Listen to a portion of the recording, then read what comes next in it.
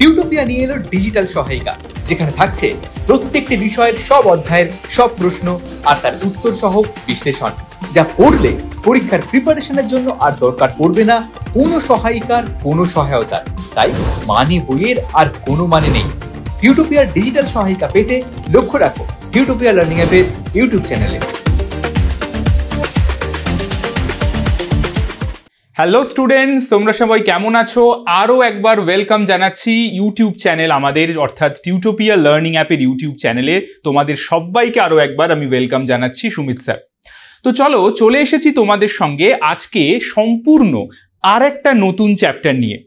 এর আগে তোমরা যে চ্যাপ্টারটা নিয়ে আলোচনা শুনেছো বা ডিসকাশন শুনেছো আমার ক্লাসে, আজকে ঠিক তার পরের চ্যাপ্টারটা, অর্থাৎ তোমরা দেখতেই পাচ্ছ ক্লাস 8-এর ক্লাউডস চ্যাপ্টারটা, অর্থাৎ লেসন 2, এই চ্যাপ্টারটা নিয়ে আমরা চলে এসেছি। অর্থাৎ আজকের ক্লাসে এই চ্যাপ্টারটা থেকে যত রকমের কোয়েশ্চেন্স হতে পারে, অর্থাৎ আমাদের এক্সারসাইজের কোয়েশ্চেন্সগুলো সঙ্গে আমি রেখেছি এবং সেই সাথে টেক্সচুয়াল কোয়েশ্চেন আনসারগুলো কিন্তু, অর্থাৎ টেক্সচুয়াল গ্রামার পোর্শনটাও কিন্তু আমি রেখেছি। এই সমস্ত কিছু ডিসকাশন করব। তো এত কিছু ডিসকাশন করার পরে তো না, তোমাদের আমার মনে হয় না এর বাইরে থেকে আর কিছু পড়বার দরকার আছে বলে, আর পরীক্ষায় এর বাইরে থেকে কিছু আসবেও বলে আমার মনে হয় না। তাহলে কি বুঝলে যে এখন আর কিন্তু সহায়িকার কোনো সহায়তারই তোমার দরকার নেই, বা মানে বইয়েরও কোনো প্রয়োজন নেই তোমার। টিউটোপিয়ার ইউটিউবের এই ভিডিওগুলো তোমার পরীক্ষায় সাফল্য এনে দিতে একমাত্র সাহায্য করবে। তো ক্লাসটা তো আমরা শুরু করবই, তবে শুরু করার আগে জাস্ট ছোট্ট কয়েকটা কথা একটু তোমাদেরকে বলে দিই। সেটা হচ্ছে যে তোমরা নিশ্চয়ই এতদিনে এই যে ক্লাউডস চ্যাপ্টারটা পড়ে এসেছো, সেটা স্কুলে হতে পারে বা বাড়ির প্রাইভেট টিউটরের কাছে হতে পারে বা অন্য যে কোনো জায়গাতেই হতে পারে। তো যদি কেউ এখনো পর্যন্ত এমন থেকে থাকো যে এই চ্যাপ্টারটা পড়ে ওঠোনি বা এই চ্যাপ্টারটা এখনো পড়ে উঠতে পারোনি, তার জন্য আমার ছোট্ট একটা রিকোয়েস্ট রইল এই যে একটু প্লে স্টোর থেকে গিয়ে টিউটোপিয়া লার্নিং অ্যাপটা ডাউনলোড করো। তো সেখানে ডাউনলোড করলে দেখবে যে প্রত্যেকটা চ্যাপ্টার, শুধু এটা বলে না, সবকটা চ্যাপ্টারই ধরে ধরে খুব ছোট ছোট করে সুন্দর ভিডিও গ্রাফিক্সের মাধ্যমে আলোচনা করা রয়েছে। সেগুলো একবার যদি তোমরা দেখে নাও তাহলে চ্যাপ্টারটা বুঝতে আর কোনো সমস্যাই রইল না। তাহলে চলো উইদাউট মাচ ডিলে আমরা শুরু করব। তো ক্লাউডস চ্যাপ্টারটা, আচ্ছা তোমরা আমাকে একটু বলো যে ক্লাউডস চ্যাপ্টারটা কে লিখেছেন? আমরা তো নিশ্চয়ই জানি যে ক্লাউডস চ্যাপ্টারটা লিখেছেন হচ্ছে ইন্তিজার হোসেন। তোমরা বইতে দেখতেই পাবে ইন্তিজার হোসেন লিখেছেন আমাদের ক্লাউডস চ্যাপ্টারটা, এই ক্লাউডস গল্পটা লিখেছেন, তাই তো? আচ্ছা, এই লেসনটা দেখার পাশাপাশি তোমরা একটা কাজ করতে পারো, তোমরা তোমাদের বইটা পাশে খোলা রাখতে পারো, ঠিক আছে? তাহলে কি হবে, তাহলে তোমাদের এই চ্যাপ্টারটার কোন কোন অর্ডারে কোয়েশ্চেন আনসারগুলো যাচ্ছে, অর্থাৎ এক্সারসাইজ ওয়াইজ, সেগুলো বুঝতে কিন্তু কোনো সমস্যাই থাকবে না। ওকে, তো চলো আমরা ফার্স্টে চলে যাব আমাদের অ্যাক্টিভিটি 1-এ। অ্যাক্টিভিটি 1-এ কি বলছে? বলছে rearrange the following sentences in the correct order and put the numbers in the given boxes. তো দেখা যাক। তো আমাদের দেখো এই লেসনটাতে ঠিক বইতে যেরকম করে আছে আমরা সেভাবেই নিয়ে এসেছি। তো দেখো এই যে এখানে 6টা সেন্টেন্স দেওয়া রয়েছে, তো 6টা সেন্টেন্সের পাশে বক্স বক্স করে দেওয়া আছে। আমাদেরকে কি করতে হবে? আমাদেরকে সেন্টেন্সগুলোকে রিঅ্যারেঞ্জ করতে হবে according to the events of the story. মানে গল্পটা যেভাবে এগিয়েছে, সেই গল্প এগোনোর সাথে সাথে গল্পটা ঠিক যেরকম করে এগিয়েছে আমরা ঠিক সেরকমভাবে এখানে পরপর করে লিখব। তো দেখা যাক সেন্টেন্সটা আমরা পড়ি ফার্স্টে। He saw a grass cutter coming from the other direction. অর্থাৎ সেই বাচ্চা ছেলেটা গ্রাস কাটারকে দেখলো উল্টো দিক থেকে আসছে। The grass cutter was surprised. গ্রাস কাটার বিস্মিত হলো। হি রিচড দ্য ওল্ড মাড হাট। He wandered in search of the clouds. He asked the grass cutter if he had noticed the clouds. He turned onto the dirt track.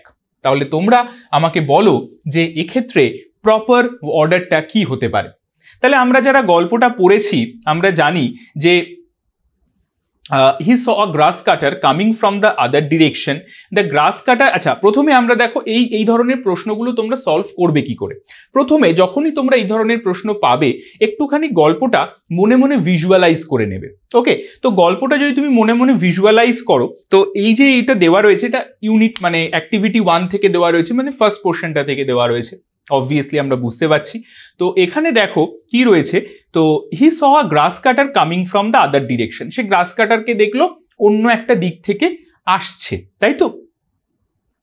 তবে তারও আগে কোন ঘটনাটা ঘটেছিল? হি reached the old মাড হাট। ওকে, হি রিচড দ্য ওল্ড মাড হাট, এইটা কিন্তু আমাদের হয়ে যাবে 1। ওকে, অর্থাৎ ইভেন্ট নাম্বার 1।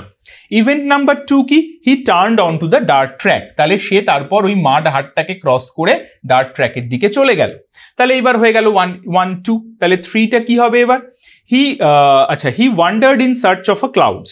ওকে, তারপর হচ্ছে না, ওটা 3 নয়, প্রথমে দেখতে হবে যে he saw a grass cutter coming from the other direction, এটা হয়ে যাবে 3। 4 কোনটা হবে? 4 হবে he asked the grass cutter if he had noticed the clouds, এটা হয়ে যাবে 4। ঠিক আছে, এবং জিজ্ঞাসা করার পরেই কিন্তু গ্রাস কাটার সারপ্রাইজড হয়েছিল, তাহলে এটা কি হয়ে যাবে? এটা হয়ে যাবে 5। আর লাস্টে হয়ে যাবে he wandered in search of the clouds. হয়ে গেল আমাদের এটা। নেক্সট আমরা চলে যাচ্ছি activity 2, complete the following sentences with information from the text. অর্থাৎ টেক্সট থেকে ইনফরমেশন নিয়ে আমাদেরকে সেন্টেন্সগুলো কমপ্লিট করতে হবে। দেখা যাক। দেখো, the grass cutter had a bundle, আমি আনসারটা দিয়ে রেখেছি, তোমাদের জাস্ট বুঝিয়ে দিচ্ছি। The grass cutter had a bundle, bundle কিসের bundle? Of freshly cut glass balanced on his head, এটা হবে আমাদের প্রপার আনসার। ঠিক আছে, এটা আমরা কোন অ্যাক্টিভিটি করছি? অ্যাক্টিভিটি 2 এর কোয়েশ্চেন নাম্বার 1 করছি। The grass cutter had a bundle of freshly cut grass, মানে একদম সদ্য কাটা ঘাসের বোঝা মাথায় নিয়ে ব্যালেন্সড অন হিজ হেড, তার হেডে ব্যালেন্স করে আসছিল। অপশন বি, এই question number B. He was disappointed to C, সে কি দেখে ডিসঅ্যাপয়েন্টেড হলো? ডিসঅ্যাপয়েন্টেড কথাটার মানে কি? ডিসঅ্যাপয়েন্টেড কথাটার মানে হচ্ছে হতাশ হওয়া। ঠিক আছে, সে কি দেখে হতাশ হলো? ঠিক আছে, সে দেখে হতাশ হলো that the grass cutter was still mystified. এখন তোমরা আমাকে বলবে যে স্যার মিস্টিফাইড মানে কি? দেখো, মিস্টিফাইড বা মিস্টিফিকেশন বা মিস্টিসিজম এর অনেক লার্জার মিনিং রয়েছে। ঠিক আছে, বাট সোজা কথায় বলতে গেলে এই মিস্টিসিজম মানে হচ্ছে যে অতীন্দ্রিয় অনুভূতি, অতীন্দ্রিয় মানে যা পঞ্চ ইন্দ্রিয় দ্বারা সেন্স করা যায় না। যেরকম একটা এক্সাম্পল হিসেবে তোমরা মানে যদি নাও, বলবো যে আমি বলতে পারি দ্য কনসেপ্ট অফ গড, ভগবানের অস্তিত্ব বা ভগবানের ধারণা, ঈশ্বরের ধারণা। ঈশ্বরের ধারণা কি আমরা পঞ্চ ইন্দ্রিয় দিয়ে বুঝতে পারি? যে হাত দিয়ে ছুঁয়ে, টেস্ট করে, নাক দিয়ে শুকে আমরা বুঝতে পারি না, তাই তো? তাহলে ভগবানের অনুভূতি হচ্ছে মিস্টিসিজম বা মিস্টিক ফিলিং। তো সেইখান থেকেই আমাদের আসছে মিস্টিফাইড। তো এখানে mystified is nothing related to God. মিস্টিফাইডের অর্থটা এখানে হচ্ছে সে এখনো গ্রাস কাটারটা না খুব ভ্যাবাচেকা খেয়ে গেছিল, মানে ও বুঝতে পারেনি যে আনসারটা কি দেবে। মানে গ্রাস কাটার খুব অদ্ভুত হয়ে গেছিল ওর এই প্রশ্নটা শুনে, যে মানে তুমি বৃষ্টিকে দেখেছো বা মেঘকে দেখেছো, এরকম ভাবে। ঠিক আছে, তো সেই কারণে এখানে বলা হচ্ছে এখানে মিস্টিফাইডের মানেটা কিন্তু অন্য। এখানে মিস্টিফাইডের মানেটা হচ্ছে যে পারপ্লেক্সড। ঠিক আছে, যে পারপ্লেক্সড মানে হচ্ছে যে তোমার মানে মানে মানে ভ্যাবাচাকা খেয়ে যাওয়া একরকম, এরকম। Next, the farmer could not make sense of the boy's question. The farmer could not, farmer কি পারেনি? make sense of the boy's question, মানে farmer ওই ছেলেটার প্রশ্নের উত্তর দিতে পারেনি বা ছেলেটার প্রশ্নটার মানেটা বুঝতে পারেনি। মেক সেন্স মানে হচ্ছে, এই মেক সেন্স কথাটার মানে হচ্ছে অর্থ তৈরি করা। সরি, তো মেক সেন্স কথাটার মানে হচ্ছে অর্থ তৈরি করা। তাহলে অর্থ তৈরি করতে পারেনি সেই প্রশ্নটার। Next, he was asking for the clouds like a man who has lost his আচ্ছা, সে মানে ক্লাউডসের জন্য জিজ্ঞাসা করছিল। এখানে সে মানে কি? এখানে সে মানে হচ্ছে বয়, এটা আমরা সবাই জানি। তাহলে বয়টা ক্লাউডসটাকে কিসের মতন করে খুঁজছিল? দেখো লাইক ওয়ার্ডটা দেওয়া আছে। তাহলে তোমরা টেক্সটটাকে যদি একটু ভালো করে পড়ো, দেখতে পাবে একটা মানে বাচ্চা যেন হারিয়ে গেছে তার বাবা বা মার থেকে, এরকম করে খুঁজছিল। তাহলে সেটাকেই আমি লিখেছি, দেখো বই থেকে নিয়ে, a man who has lost his child and ask wayfarers. wayfarer কথাটার মানে কি? wayfarer কথাটার মানে হলো পথ চলতি মানুষ।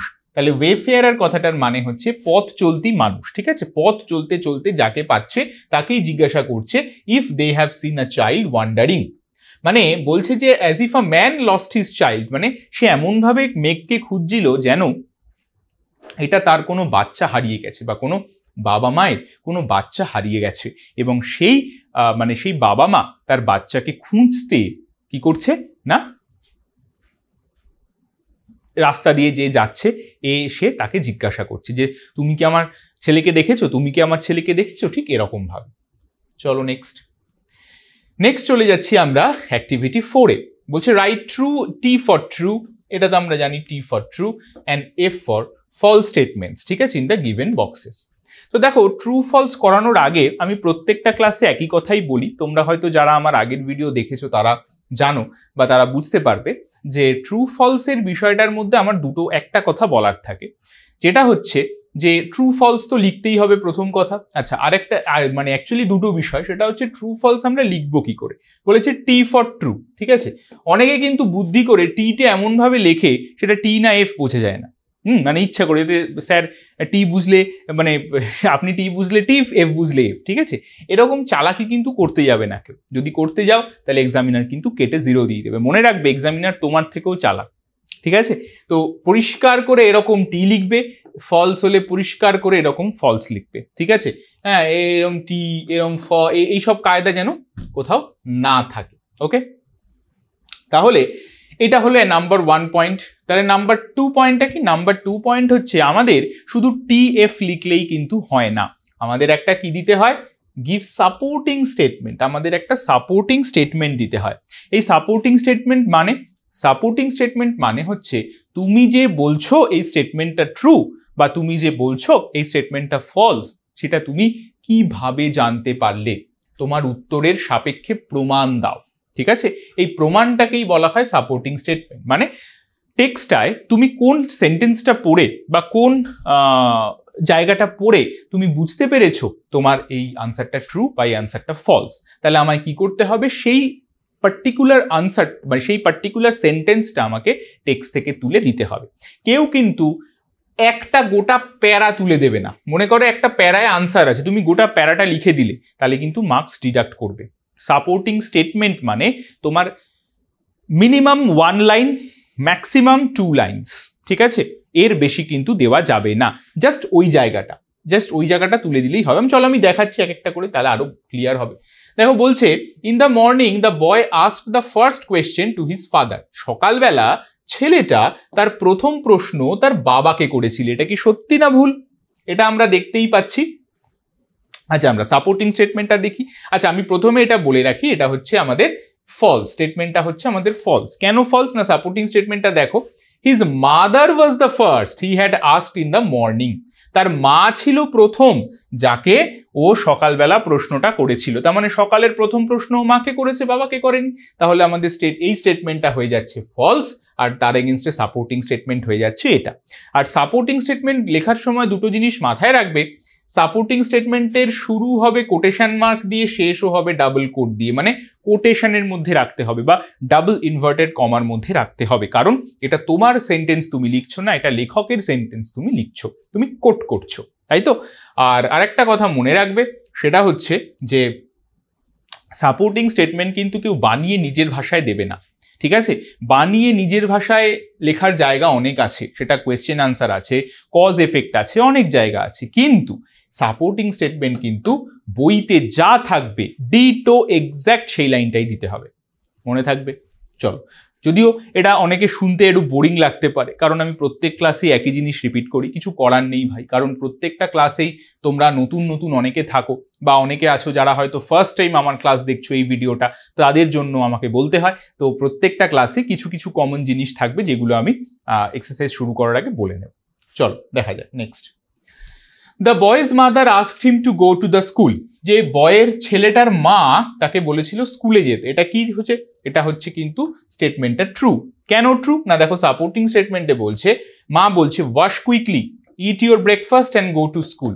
দেখো তোমরা কিন্তু কেউ মনে করবে না যে স্যার আচ্ছা আপনি সাপোর্টিং স্টেটমেন্ট এরকম করে লিখলেন, এরকম কোটেশন দিয়ে, wash quickly, go to school, have your breakfast, মানে সেন্টেন্সটা তো কমপ্লিট মিনিং দাঁড়াচ্ছে না, মানে কে কাকে বলছে তো কিছুই বোঝা যাচ্ছে না।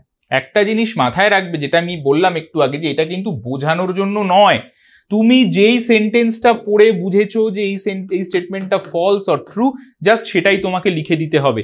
এখানে অনেক জায়গাতেই এরকম হবে, দেখবে তুমি ধরো একটা সাপোর্টিং স্টেটমেন্ট পেলে, সেই সাপোর্টিং স্টেটমেন্টটা হয়তো কমপ্লিট মিনিং প্রকাশ পাচ্ছে না, বা একটা সেন্টেন্সের ছোট্ট অংশ, সেটা অংশই থাকবে, বুঝতে পেরেছো? এই হচ্ছে ব্যাপার। চলো next, when the boy got up in the morning he saw that the sky was cloudless. যখন ও সকালবেলা ঘুম থেকে উঠলো দেখলো যে আকাশে আর কোনো মেঘের চিহ্ন নেই।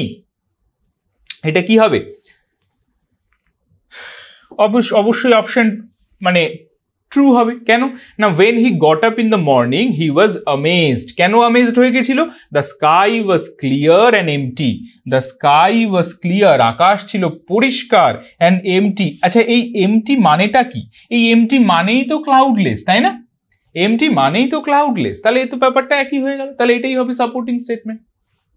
Next, the boy was happy to think that he had fallen asleep. তো ছেলেটা এটা ভেবে খুব খুশি হলো যে সে ঘুমিয়ে পড়েছিল। তাই কি? তাই কি? তাই কি সত্যি কি সে হ্যাপি হয়েছিল? না, এটা কিন্তু ফলস হবে। কেন ফলস হবে? না দেখো, এই সেন্টেন্সটা তার প্রমাণ দিচ্ছে and it saddened him to think. Saddened কথাটার মানে কি? স্যাডেন্ড কথাটার মানে হচ্ছে তাকে কষ্ট দিল, সে খুব দুঃখ পেল, কষ্ট পেল, ঠিক আছে? And it saddened him to think that he had fallen asleep, সে ঘুমিয়ে পড়েছিল। সে যখন সকালবেলা ঘুম থেকে উঠে দেখলো যে আকাশের সব মেঘ ভ্যানিশ হয়ে গেছে, তখন সে কিন্তু কষ্ট পেল, দুঃখ পেল যে আহারে সে মানে হয় না আমাদের অনেক সময় যে এ বাবা ঘুমিয়ে পড়লাম, দেখাই হলো না, এই রকম হচ্ছে স্যাডেন্ড। ওকে, চল তোমরা কিন্তু সবাই সাপোর্টিং স্টেটমেন্টগুলো একটু ভালো করে দেখবে। তোমাদের কিন্তু আমি অনেক খাতা দেখেছি যে এই সাপোর্টিং স্টেটমেন্টগুলো কিন্তু ভুল হয় অনেকের। ওকে, সাপোর্টিং স্টেটমেন্টগুলো কিন্তু অনেকেরই ভুল হয়। আচ্ছা, তো আচ্ছা এইবার আমি অ্যাক্টিভিটি 5 তো শুরু করব, তবে তার আগে এটা বলি যে তোমরা একটু নিজেরাই ঠিক আছে বাড়িতে বসে ঘরে বসে একটু নিজেরাই দেখে নাও বা একটু আইডেন্টিফাই করো যে এই যে কটা কোয়েশ্চেন আমি এতক্ষণ ডিসকাস করলাম, তো এই কটা কোয়েশ্চেনের মধ্যে কটা তুমি নিজে মানে আমি বলার আগেই করে ফেলতে পেরেছো, আর কটা পারোনি মানে ও দেখি স্যার বলুক তারপর ওয়েট করে বসে আছি তারপর করছি। যদি কেউ এমন থেকে থাকো যে আমি বলার আগেই আনসার দিতে পেরেছো, তাহলে বুঝবো যে তাহলে বুঝতে হবে তার প্রিপারেশন একদম ওকে আছে। আর যদি এমন কেউ থেকে থাকো যে মানে এখনো একটু আটকাচ্ছে, কনফিউশন আসছে যে দেখি স্যার কি বলে তারপর আনসার লিখবো, তখন কিন্তু বুঝতে হবে যে তার প্রিপারেশনও হচ্ছে কিন্তু অতটা ভালো পর্যায়ে যায়নি এখনো। আর ভালো পর্যায়ে নিজের প্রিপারেশনকে নিয়ে যেতে গেলে কি দরকার? সবার আগে দরকার একটা সুন্দর স্টাডি রুটিন বা স্টাডি ফ্লো। তা কেমন হওয়া উচিত সেই সুন্দর স্টাডি রুটিন, যা প্রত্যেক দিন নিয়মিত ফলো করলে পরীক্ষায় তোমার খুব সুন্দর আউটস্ট্যান্ডিং মার্কস হতে পারে? চলো একবার একটু দেখে নিই। ক্লাস 8-এর ছাত্রছাত্রীদের জন্য টিউটোপিয়া নিয়ে এলো মেগা স্টাডি প্যাক। পরীক্ষায় দুর্দান্ত রেজাল্ট করতে গেলে যা হতে পারে তোমার নিশ্চিত সাফল্যের সহায়ক। পরীক্ষায় ভালো রেজাল্ট করতে গেলে প্রিপারেশন হতে হবে একেবারে সলিড, আর তার জন্য অনুসরণ করতে হবে যথাযথ স্টাডি ফ্লো। চলো এক ঝলকে দেখে নেওয়া যায় কি হওয়া উচিত তোমার স্টাডি ফ্লো, অর্থাৎ তুমি কিভাবে পড়লে সেই পড়াটা আর কখনো ভুলবে না, আর পরীক্ষায় ভালো নম্বরও পাবে।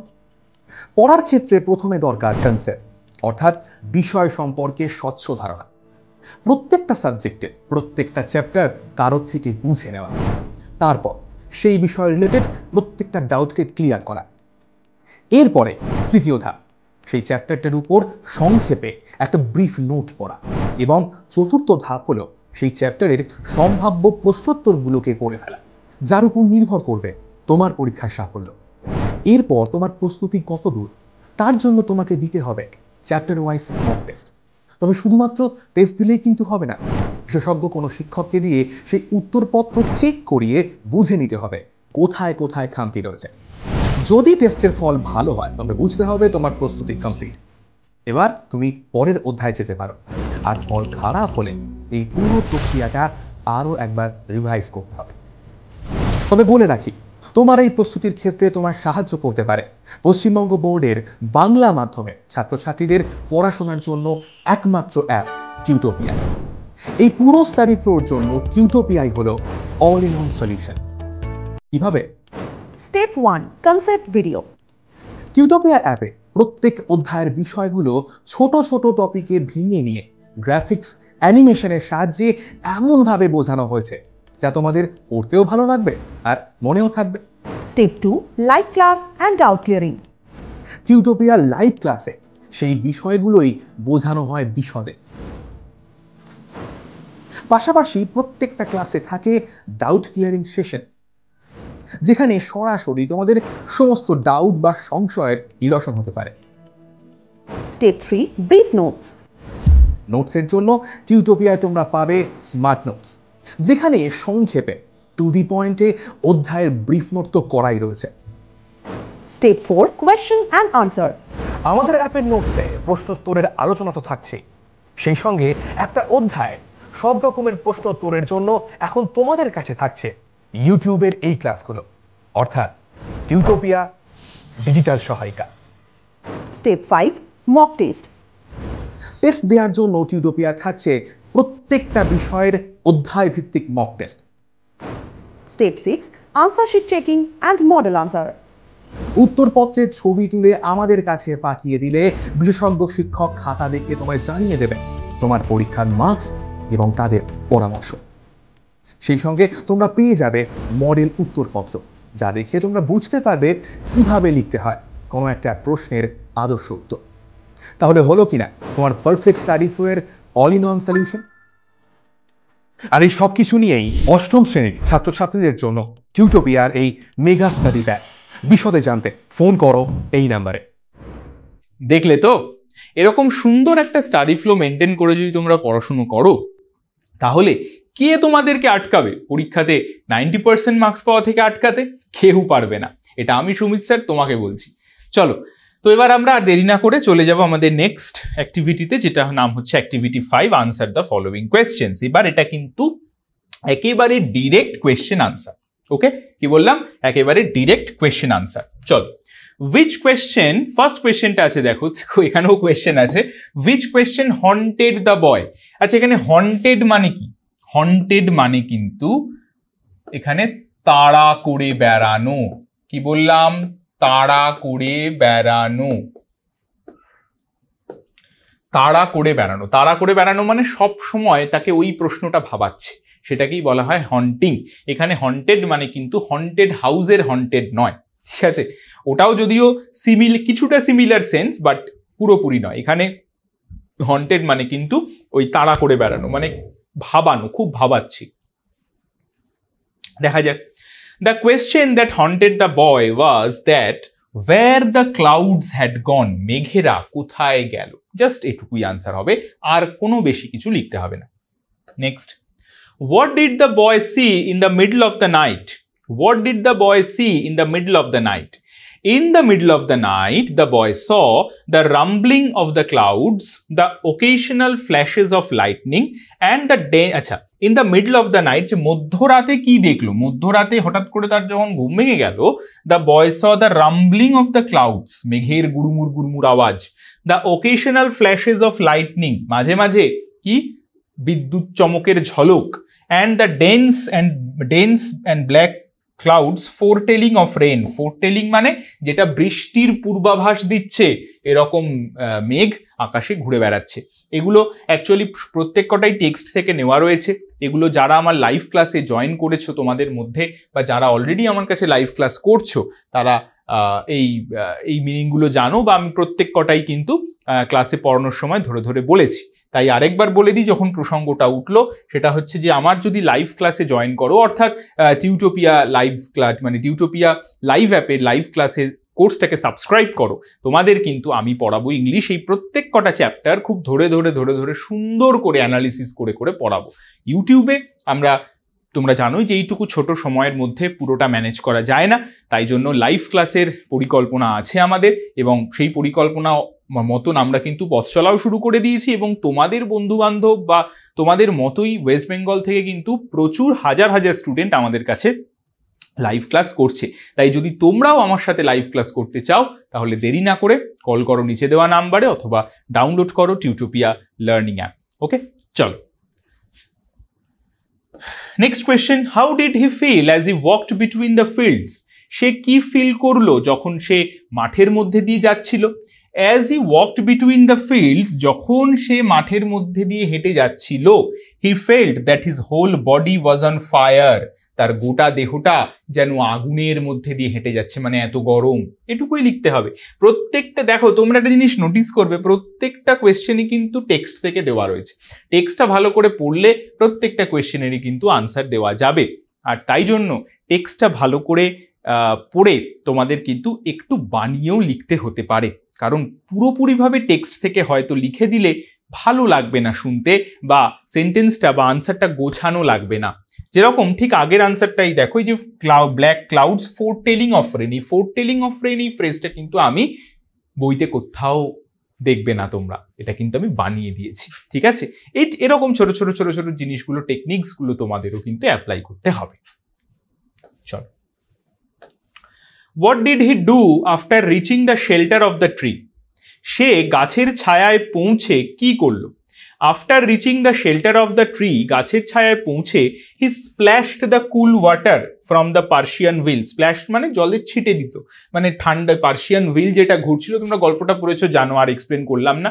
পার্সিয়ান হুইল যেটা ঘুরছিল, ওখান থেকে যে জল পড়ছিল সেই জলগুলো নিয়ে, ঠান্ডা জলগুলো নিয়ে কি করলো, মানে তার চোখে মুখে দিল এবং তার পায়ে দিল, মানে পাটা ধুলো। Then he washed his hands and face, এবং তার হাত মুখ ধুলো।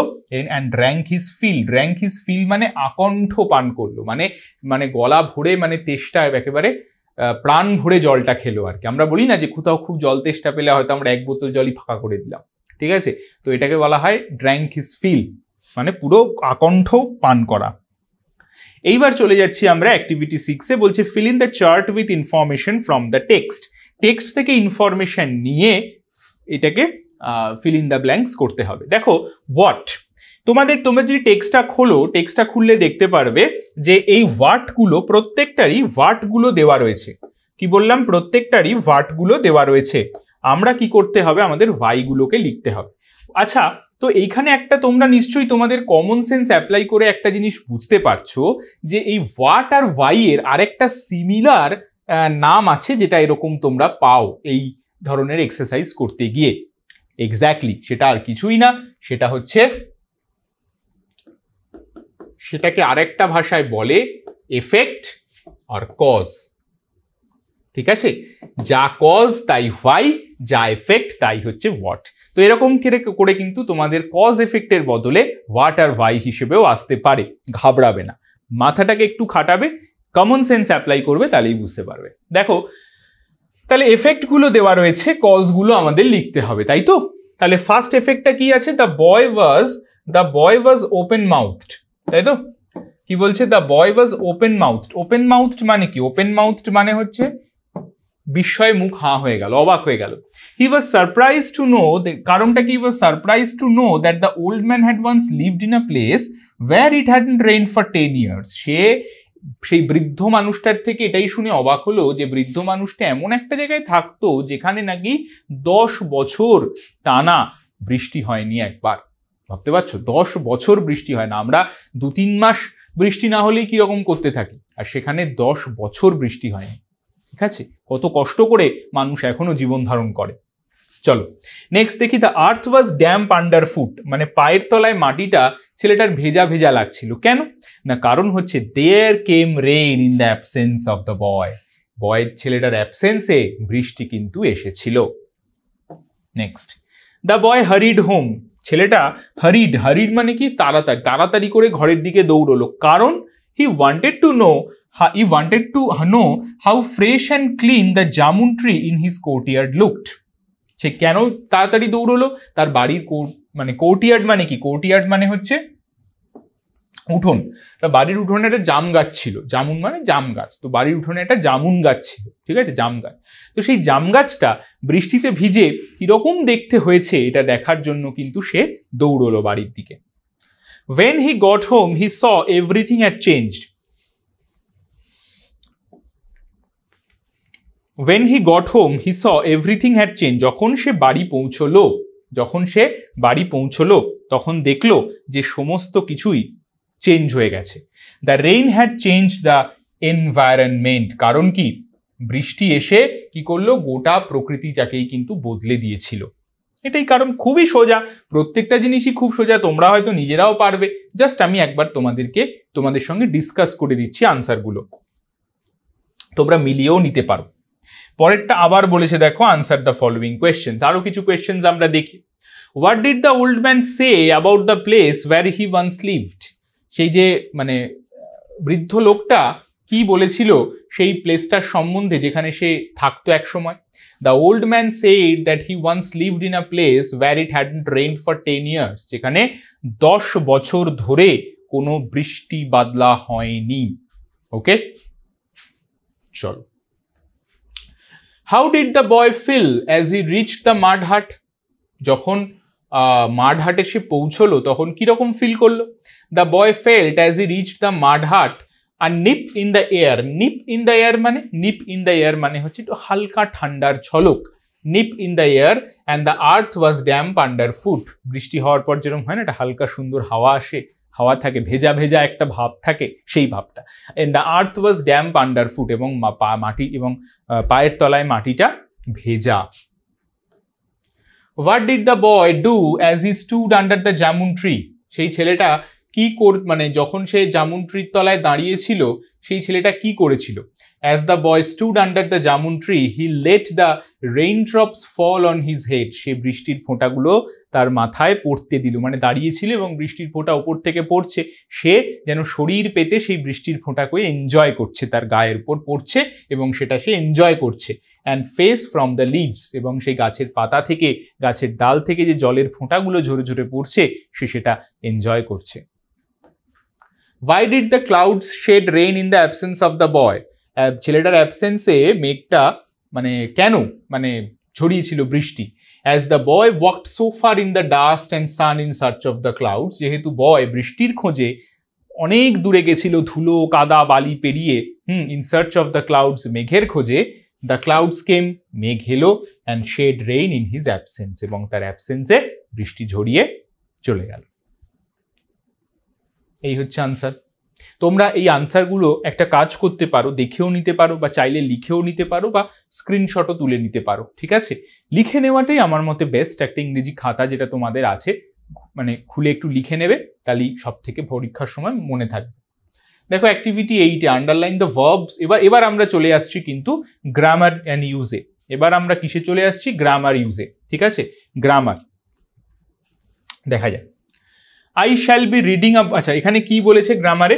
Underline the verbs that denote actions which will be in progress at a time in the future। আচ্ছা তোমাকে এটা বলতে হবে যে এমন ভার্ব আন্ডারলাইন করতে হবে যেই ভার্বটা কি ডিনোট করছে? which will be in progress at a time in future। এই জায়গাটাকে বক্স করলাম। will be in progress in future মানে, প্রগ্রেস মানে কি? প্রগ্রেস মানে আমরা কি জানি? যদি আমরা কথাটাকে বলি progress in terms of tense, তাহলে এটা বোঝায় হচ্ছে কন্টিনিউয়াস, তাই না? প্রেজেন্ট প্রগ্রেস সেটা কি? Present continuous. Past progress past continuous. ঠিক তেমনি বলছে ফিউচারে প্রগ্রেস হবে, তার মানে কি? তার মানে কি? মানে হচ্ছে ফিউচার কন্টিনিউয়াস, কন্টিনিউয়াস এবং ফিউচার, এটা হচ্ছে ফিউচার কন্টিনিউয়াস। তাহলে সেই টেন্সগুলোকে আন্ডারলাইন করতে হবে। তো বলছে দেখো সেন্টেন্সটা I shall be reading a book next week. তাহলে আমরা বুঝতেই পারছি এই যে ভার্বাল পোর্শনটা শ্যাল বি রিডিং, এটা হচ্ছে আমাদের ফিউচার প্রগ্রেসিভ টেন্স ডিনোট করছে। ওকে, এর স্ট্রাকচারটা কি? এর স্ট্রাকচারটা প্রথমে একটা মোডাল থাকবে।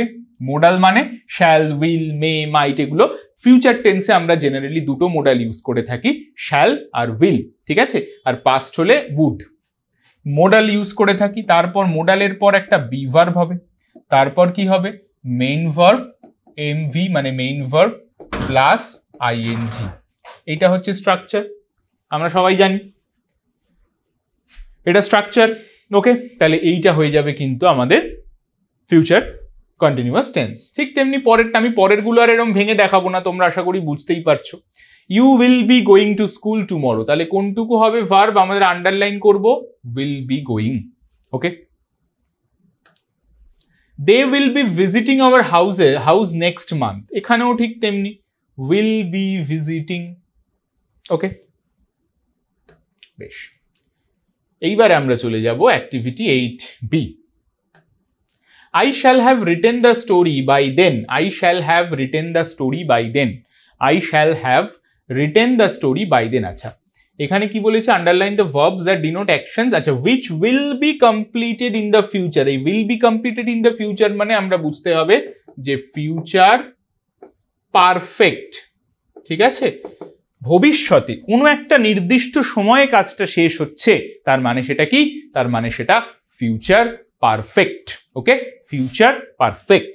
তাহলে প্রেজেন্ট পারফেক্টের মতো ফিউচার পারফেক্টেও একটা হ্যাভ থাকবে বা হ্যাজ থাকবে এবং তার সাথে একটা মোডাল থাকবে। তাহলে এখানে ভার্বাল পোর্শনটা কোনটা, শ্যাল হ্যাভ রিটেন। এবং ফিউচার পারফেক্ট টেন্সের অন্যতম যে বৈশিষ্ট্য সেটা হচ্ছে মেইন ভার্ব প্লাস ইডি, মানে থার্ড ফর্ম, মেইন ভার্বের থার্ড ফর্ম। ওকে, কখনো কখনো এই ইএন আর ইডিটা এক, কখনো কখনো ইডি থাকে, কখনো কখনো ইএন থাকে, সেটা কিছু কিছু ভার্বের ক্ষেত্রে হয়।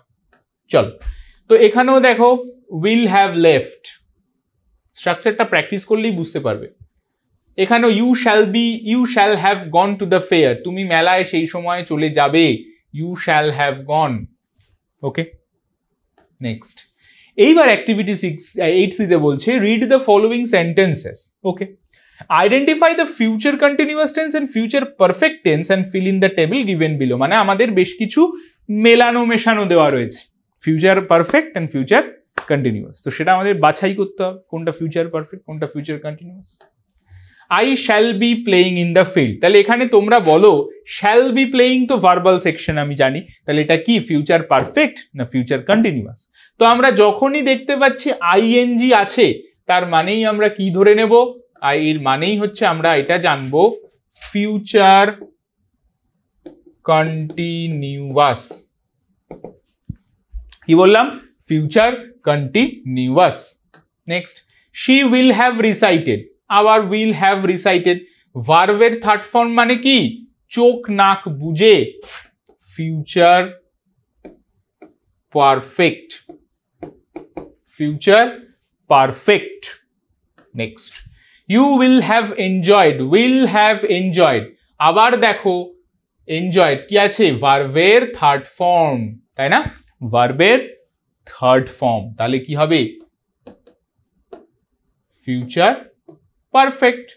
থার্ড ফর্ম মানেই পারফেক্ট, আইএনজি মানেই কন্টিনিউয়াস, এটা একদম মাথার মধ্যে গেঁথে নেবে। They will be coming soon, আবার দেখো উইল বি কামিং সুন, বলো তো এটা কি হবে, কামিং কি আছে আইএনজি, তাহলে এটা কি ফিউচার কন্টিনিউয়াস।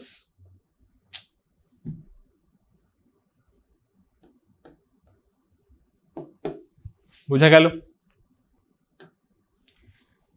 এইবারে এটা হলো টেন্স সেকশন হয়ে গেল। অ্যাক্টিভিটি 9-এ বলছে দেখো write the অ্যান্টনিমস of the underline words. Antonym মানে কি, অ্যান্টনিম মানে হচ্ছে বিপরীতার্থক শব্দ। আচ্ছা, অ্যান্টনিমের মতন দেখতে আর কি কি ওয়ার্ড আছে, অ্যান্টনিম মানে তো বিপরীত, তাই তো। সিনোনিম মানে কি গো, সিনোনিম মানে similar meaning but words different, ঠিক আছে। সিনোনিম মানে কি, সিনোনিম মানে হচ্ছে মিনিংটা সেম কিন্তু ওয়ার্ডসটা ডিফারেন্ট। আর অ্যান্টনিম মানে ওয়ার্ডও ডিফারেন্ট, মিনিংও ডিফারেন্ট, মিনিং জাস্ট ঠিক তার অপোজিট। চল, তো আমাদেরকে কিছু হেল্প বক্স দিয়েছে তোমাদের যাতে সুবিধা হয় যে এই ওয়ার্ডসগুলো বা এই প্রিফিক্স অর সাফিক্সগুলো অ্যাড করে আমাদেরকে অ্যান্টনিম লিখতে হবে। তাহলে ইট ইজ, ফার্স্ট এটা দেখো বলেছে it is possible for him to lift the chair, possible underline, তাহলে পসিবল এর অপোজিট ওয়ার্ড কি হতে পারে, ইম্পসিবল। তাহলে আমরা এই যে এই প্রিফিক্সটা দিয়ে এই ওয়ার্ডের অ্যান্টনিমটা লিখে নিতে পারি, তাই তো। চল, হিজ হ্যান্ডরাইটিং ইজ লেজিবল। লেজিবল মানে কি, লেজিবল মানে যা বোধ্য বা যা বোঝা যায় বা পাঠ করা যায়, পড়া যায়। হ্যাঁ, যেমন পাঠ করা মানে তো যার হাতের লেখা সুন্দর না, লেজিবল মানে কিন্তু সুন্দর না, লেজিবল মানে হচ্ছে বোঝা যায়, সে যা লিখেছে মানে কাগের ঠ্যাং বগের ঠ্যাং না, ঠিক আছে, বুঝতে পারা যাচ্ছে লেখাটা কি লিখতে চেয়েছে, সেটা হচ্ছে লেজিবল।